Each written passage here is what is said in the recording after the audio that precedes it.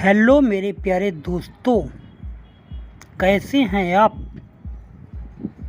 दोस्तों, कहानी जरा गौर से सुनिए और पूरी सुनिए, तभी इसका पूरा आनंद आएगा। शादी से पहले हमारी मैडम एक दफ्तर में ऑफिस असिस्टेंट थी, पर शहर बदल जाने के कारण उन्हें नौकरी छोड़नी पड़ी। फिर पहले बेबी 1 साल में हो गया, अब वह 4 साल की है। थोड़ा काम खुद कर लेती है, इसलिए मैडम के पास काम कम और समय ज़्यादा है। अतः एक दिन बोली, सुनो आर्यन। क्या है तन्वी? मैं आजकल घर में बहुत उकता जाती हूँ। यहाँ मेरे पास काम ही कितना है। बिना काम के खाली बैठे रहना तो बेवकूफ़ी है। मैं चाहती हूँ कि मैं कुछ पैसे कमाऊँ। हमारे घर की आर्थिक स्थिति भी तो अच्छी नहीं है। तन्वी बोली, क्यों, क्या हुआ हमारी आर्थिक स्थिति को? सब ठीक तो है। मैं जितने पैसे कमा रहा हूँ उन्हीं में हम लोग सुख चैन से रह रहे हैं, और क्या चाहिए। नहीं, मैं चाहती हूँ कि मेरा भी योगदान हो। जब मैं भी कमा सकती हूँ तो क्यों ना कमाया जाए। डबल इनकम का मतलब है डबल बचत। वह तो ठीक है, लेकिन घर को चलाने में तुम्हारा बड़ा योगदान है। मेरे अकेले बस की बात नहीं है कि नौकरी भी करूं, बच्चों को भी देखूं और घर भी संभालूं। सुचारू रूप से घर चलाती रहो, यही बहुत है। नहीं, मैं नौकरी करना चाहती हूँ। घर कौन देखेगा, और फिर इस शहर में तुम्हें नौकरी कौन देगा। इसी के पीछे तो इतने दिनों से मैं तुमसे बोलने में झिझक रही थी। तुम ही कोई उपाय बताओ ना। मैं क्या बताऊं, यह फैसला तो तुम्हें लेना पड़ेगा। क्यों ना एक आया रख लें, और फिर मैं किसी मॉल में सेल्स गर्ल का काम तो कर सकूंगी। कोई आया माँ की तरह तो बच्चों को नहीं देख सकती ना। और फिर जितना तुम कमाओगी वह आया ले जाएगी, और जो परेशानी होगी वह अलग से। सेल्स गर्ल्स को तो 12-12 घंटे खड़े रहना पड़ता है। अब तुम 35 साल की होने वाली हो। 20-21 साल की लड़कियों के सामने क्या टिक पाओगी? आर्यन ने कहा। तो मैं घर में रहकर भी कमा सकती हूँ। तुम घर भी चलाओ और कमाई भी करो। इससे मुझे क्या आपत्ति हो सकती है? मुझे तो खुशी होगी। लेकिन करोगी क्या? सोच कर बताऊंगी, कहकर तन्वी चुप हो गई।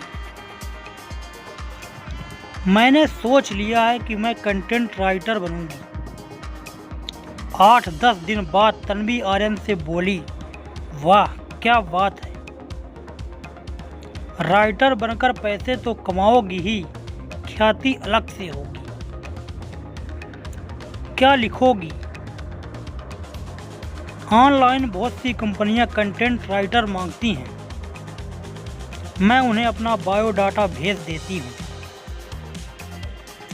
पहली कोशिश और पहला नुकसान। 2 दिन बाद तन्वी फिर बोली, आर्यन मुझे क्रेडिट कार्ड देना। 2000 रुपये का डिपॉजिट एक कंटेंट कंपनी को भेजना है। वे कहते हैं कि उनके मूल कंटेंट का मिसयूज ना हो, इसलिए वे क्रेडिट कार्ड से पेमेंट मांगते हैं। बहुत बड़े पैमाने पर आरंभ कर रही हो।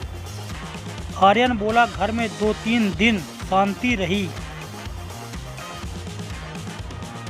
तन्वी दिन में 4-5 बार कंप्यूटर खोलकर देखती कि कोई मेल तो नहीं आया। फिर एक दिन बोली, वे मुझे ऑनलाइन इंटरव्यू के लिए बुला रहे हैं, पर मुझे उनका ऐप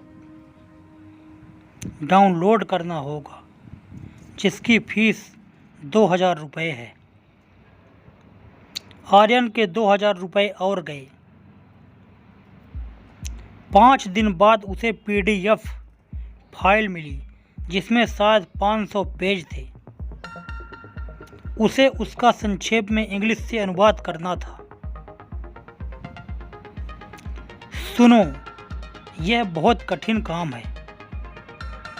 कंप्यूटर पर पढ़ने में बहुत कठिनाई हो रही है। फॉन्ट बहुत छोटा है, इसके प्रिंट करा लाओ,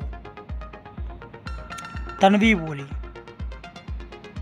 आर्यन प्रिंट करा लाया, पर कंप्यूटर पर तन्वी हिंदी टाइपिंग ना सीख पाई। उसने हाथ से लिखा तो आर्यन भी उसे नहीं पढ़ पाया। फिर उसने साइबर कैफे में हिंदी टाइपिंग के लिए पैसे दिए, मगर 5 दिन बाद मेल आया कि काम पूरा हो जाने की मियाद 7 दिन थी, इसलिए 2000 रुपये जब्त किए जाते हैं और आगे से काम नहीं मिलेगा। कुल मिलाकर 4000 रुपये कंपनी को गए। 1500 रुपये प्रिंट कराने में लगे और 10 दिन बाद हिंदी टाइप करने वाले ने अपने पैसे जबरन ले लिए।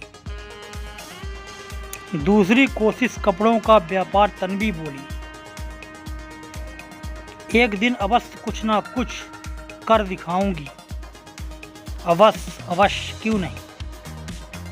अभी फिलहाल मैंने पैसे कमाने का दूसरा जरिया ढूंढ लिया है।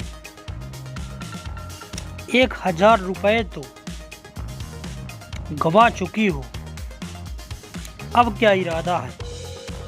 तुम्हारी इसी कंजूसी को देखते हुए मैंने पैसा कमाने की ठानी है।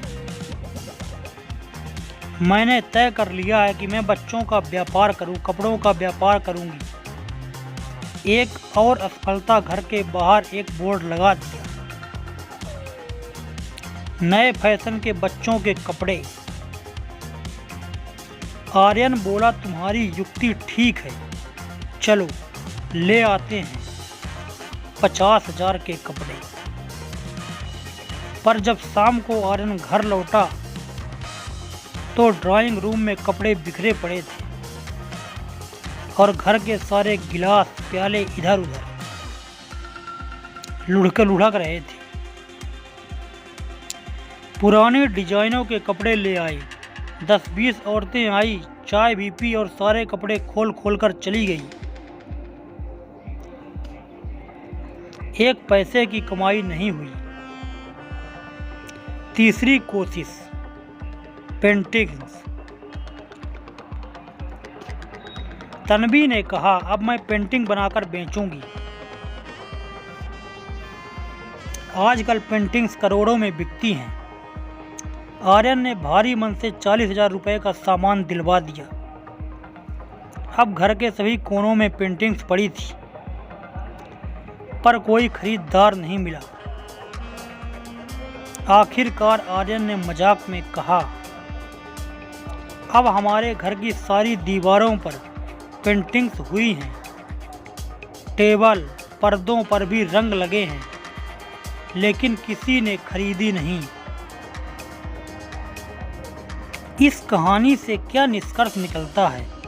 आखिरकार तन्वी थककर बोली, बहुत रुपयों की हानि हो गई, मुझे बुरा लग रहा है। आर्यन हंसकर बोला, चलो जो हुआ सो हुआ, अब पहले वाली अर्थव्यवस्था पर चलते हैं। मैं कमाऊंगा और तुम खर्च करोगी। तन्वी ने सोचा, कुछ ना कुछ करके दिखाऊंगी। अच्छा, अब यह क्या सोच रही हो? आर्यन ने पूछा। अब मैं लेखन में हाथ आजमाऊंगी। आर्यन ने सिर पकड़ लिया और मुस्कुराते हुए कहा, ठीक है, पर इस बार बिना एडवांस फीस दिए। तो दोस्तों वीडियो कैसा लगा कमेंट करके हमें ज़रूर बताएं, और आर्यन और तन्वी की कहानी अगर अच्छी लगी तो वीडियो को लाइक कर दें। चैनल में पहली बार हैं तो चैनल को सब्सक्राइब करना ना भूलिए, ताकि मेरी हर वीडियो आप तक पहुंचती रहे। धन्यवाद।